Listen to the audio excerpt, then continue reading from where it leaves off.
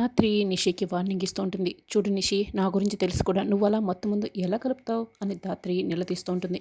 ఏం మాట్లాడుతున్నావే, నువ్వు మొత్తం ముందు ఏంటి అని నిషి బుకాయిస్తూ ఉంటుంది. చూడు, ఇంత జరిగిన తర్వాత కూడా ఇంకా తప్పించుకోవాలని ప్రయత్నిస్తున్నావా ఏంటి? అయినా సరే ఇప్పుడు నువ్వు చేసిన పనికి మాకేం కాలేదు కాబట్టి మేము ఏమీ అనటం లేదు.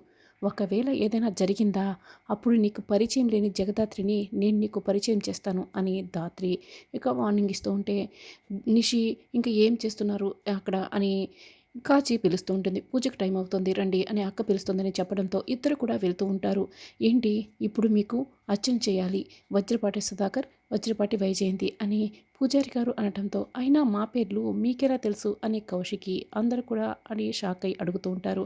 అప్పుడే కేదార్ దత్రి అక్కడికి వస్తారు. ఇదిగోనమ్మా, వీళ్ళిద్దరూ పొద్దుటి నుంచి అన్ని రకాల పూజలు వీళ్ళ పేర్ల మీద చేయించారు, మిగిలింది అర్చన మాత్రమే. వీళ్ళు పూర్ల దండాలు పెట్టొచ్చిన తర్వాత అర్చన చేద్దామని ఆగిపోయాను, ఇదిగో వచ్చేశారు, వీళ్ళు చేయని పూజ అంటూ లేనే లేదు అని చెప్పడంతో, థ్యాంక్ యూ జగదాత్రి, కేదార్ దగ్గరుండి చేయించినందుకు అని కౌశికి అంటుంది.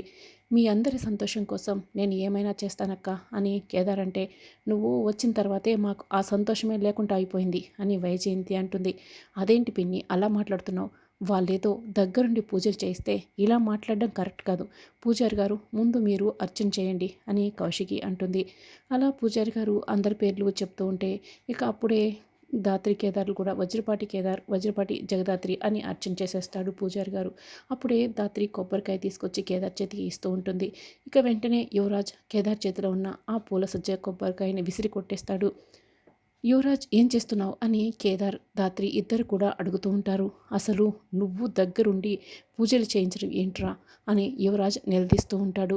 చేస్తే తప్పేంటి అని కేదార్ అంటాడు. నువ్వు ఇంటి పెద్ద కొడుకు స్థానంలో ఉండి చేయటానికి వీల్లేదు అని యువరాజ్ ఇక గట్టిగా మాట్లాడుతూ ఉంటే, నాన్న కోసం నేను చేస్తే నీకేంటి, నువ్వు చేసిందే నేను చేయడానికి ఎంతోసేపు పట్టదు, కాకపోతే అందరి ముందు పరువు పోకూడదని ఆలోచిస్తున్నాను అని కేదార్ అంటాడు. వెంటనే యువరాజ్, ఎవర్రా నీకు నాన్న అంటూ మళ్ళీ కేదార్ చెంప పగలగొడతాడు. కాలర్ పట్టుకొని ఇక గట్టిగా అరుస్తూ ఉంటాడు. యువరాజ్, ఏంటిదంతా కూడా అందరూ చూస్తున్నారు అని కూడా లేకుండా ఏంటి ఇలా చేస్తున్నావు అని వదులుతావా లేదా అని కౌశికి కూడా గట్టిగా అరుస్తూ ఉంటుంది. కాబట్టి వీడు ఇలా చూస్తున్నాం కాబట్టి వీడు రెచ్చిపోతున్నాడక్క అని యువరాజ్ అరుస్తూ ఉంటాడు. చూడు యువరాజ్, ఈరోజు నాన్న సంతోషంగా ఉండాలి, ఆ సంతోషానికి ఎలాంటి ఆటంకం కలిగినా కూడా నా చెయ్యి దెబ్బ రుచి నీవు ఇంతకుముందు చూసావు కదా, నీ గుట్టు మొత్తం కూడా బయట పెట్టేస్తాను, నువ్వు క్రిమినల్ అని ఆధారాలతో సహా చూపిస్తాను, మర్యాదగా ఆ కొబ్బరికాయ తీసి పూల సజ్జలో పెట్టి నీ చేతులతో నువ్వే ఇవ్వాలి, లేకుంటే నేను నిజం బయట పెట్టేస్తాను అని కేదార్ ఇక యువరాజ్కి మెల్లగా వార్నింగ్ ఇస్తూ ఉంటాడు. యువరాజ్ కాలర్ వదిలేస్తాడు. ఇక అన్నీ కింద పడేసినటువన్నీ కూడా ఎత్తి పూల సజ్జలో పెడుతూ ఉంటాడు. యువరాజ్ కేదార్ షర్టు సర్ది అలా కొబ్బరికాయ తీసివ్వడంతో, ఏంటి యువరాజ్ ఏం చేస్తున్నావు నువ్వు అని నిషి అడుగుతూ ఉంటుంది. చేస్తున్నది మంచి పని అయినప్పుడు ఏమీ మాట్లాడకూడదు నిషి అని కౌశికి ధాత్రి అంటారు. పూజ పూర్తి అవడంతో అందరూ కూడా హారతి కళ్ళకద్దుకుంటూ ఉంటారు. ఇక ఒక లేడీ ఇద్దరు రౌడీలతో మాట్లాడుతుంటుంది. రే, చెప్పాను కదా, బయట కంటే కూడా గుడిలోనే ఎక్కువ నగలు ఉంటాయని, మాస్కులు రెడీగా పెట్టుకోండి, నగలు కొట్టేద్దామని ఆమె చెప్పడంతో, అక్క దొరికిపోతే ప్రాబ్లం అయిపోతుంది, చాలామంది జనాలు ఉన్నారు కదక్క అని ఒకతను చెప్తూ ఉంటాడు. రే, వాళ్ళు భక్తులురా, వాళ్ళు భక్తిలో మునిగిపోయి ఉంటారు, నగలు పోయాయన్న విషయం కూడా వాళ్ళకి తెలియదు. ఎప్పట్లానే నేను కళ్ళల్లో కారం కొడతాను, నగలు లాక్కు వెళ్దాం, ఒకవేళ దొరికిపోతే మనం ఏం ప్లాన్ అమలు చేయాలో నీకు తెలుసు కదా అని చెప్పడంతో, అలాగేనని వాళ్ళు చెప్తారు.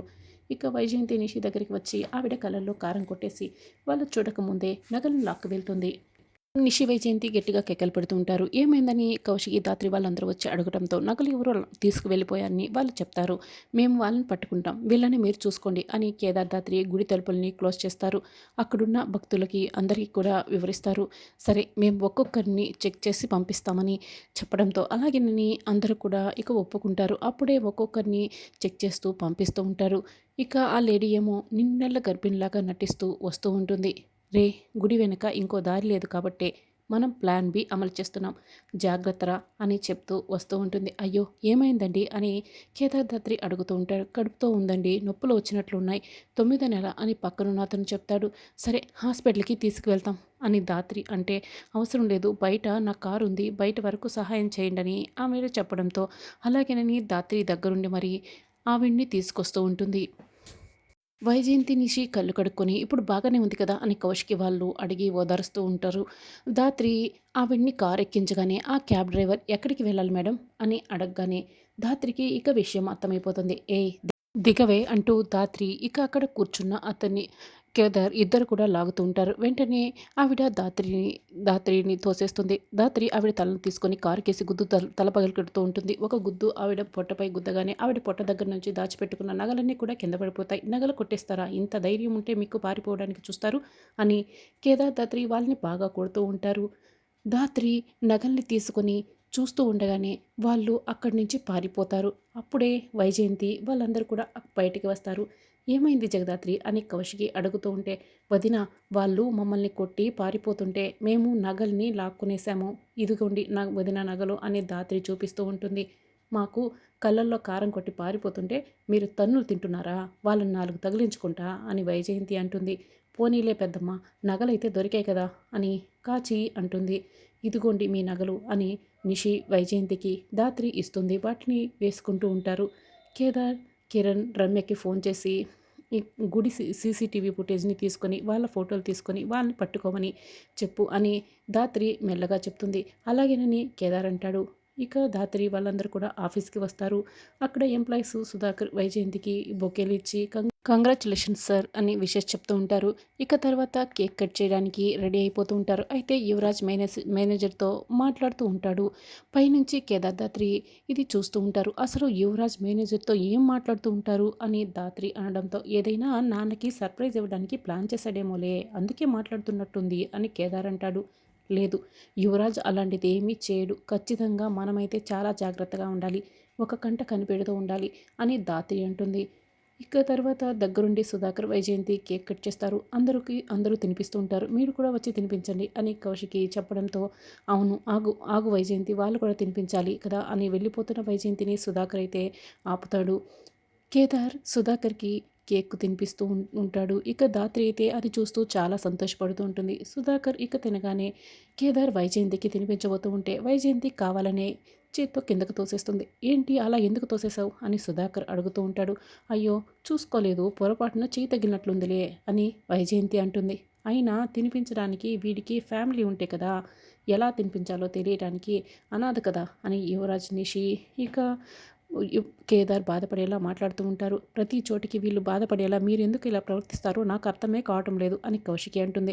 సరే వదిలేయండి అని కౌశికిని అంటుంది. ఏంటి జగదాత్రి, నువ్వేదో గిఫ్ట్ ఇవ్వడానికి తీసుకొచ్చావు కదా, ఇవ్వలేదేంటి? చేతిలోనే పట్టుకొని ఉన్నావు అని కాచి అడుగుతూ ఉంటే మామయ్య గారు ఎలాగో ఇంటికి వస్తారు కదా, అప్పుడు ఇద్దామని ఇవ్వలేదులే అని ధాత్రి అంటుంది. అయ్యో నేను చూడలేదు జగదాత్రి, ఇప్పుడు ఇవ్వు కానీ ఇవ్వు అని కౌశికి చెప్తూ ఉంటుంది.